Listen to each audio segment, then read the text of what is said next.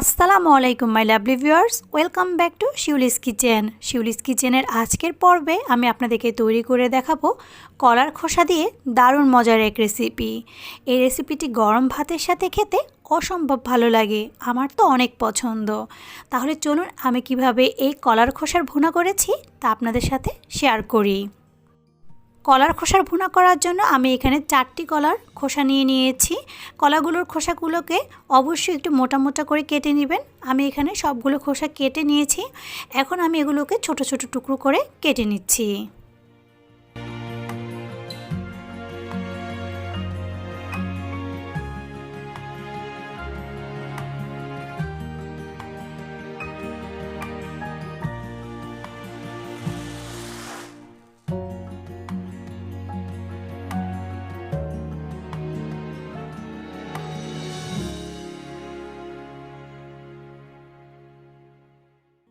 আমার এখানে সবগুলো খোসা কেটে নেওয়া হয়ে গিয়েছে। এখন আমি এগুলোকে ধুয়ে পরিষ্কার করে নিচ্ছি। প্রথমে আমি কলার খোসাগুলোকে সিদ্ধ করে নিব, আর এর জন্য হাঁড়িতে পানি দিয়ে আমি কলার খোসাগুলোকে সিদ্ধ করতে দিয়েছি। আর এরপর এখানে দিয়ে দিচ্ছি সামান্য পরিমাণ হলুদের গুঁড়া। অবশ্যই হলুদের গুঁড়াটা ব্যবহার করবেন, এতে করে কলার খোসাগুলো আর কালো হয়ে যাবে না।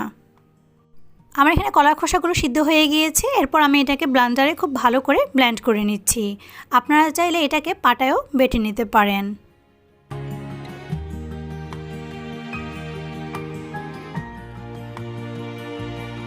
এখানে কলার খোসাটা ব্লেন্ডার করা হয়ে গিয়েছে। এখন আমি এটাকে একটা বাটিতে নিয়ে নিচ্ছি।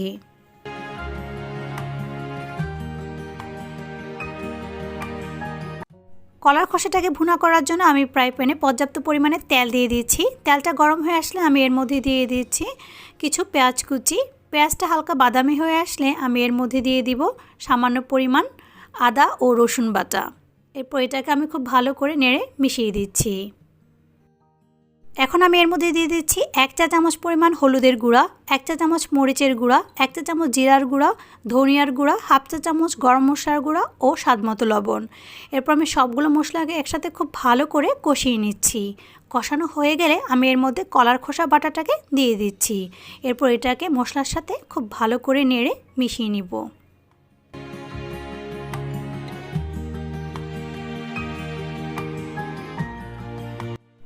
কলার খোসা ভুনাতে কোনো রকম এক্সট্রা পানি ব্যবহার করার দরকার নেই, কারণ এটা অলরেডি এমনিতেই সিদ্ধ করা।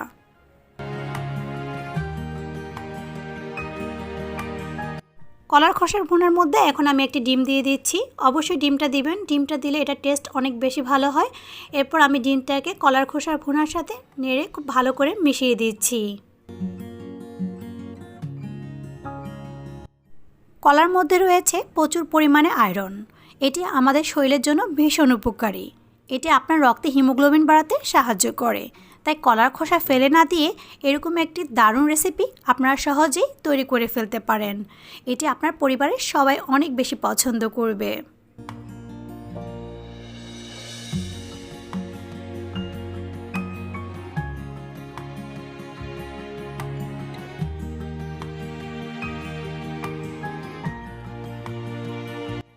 আমার এখানে কলার খোসার ভুনা হয়ে গিয়েছে, দেখতেই পাচ্ছেন তেল উঠে এসেছে।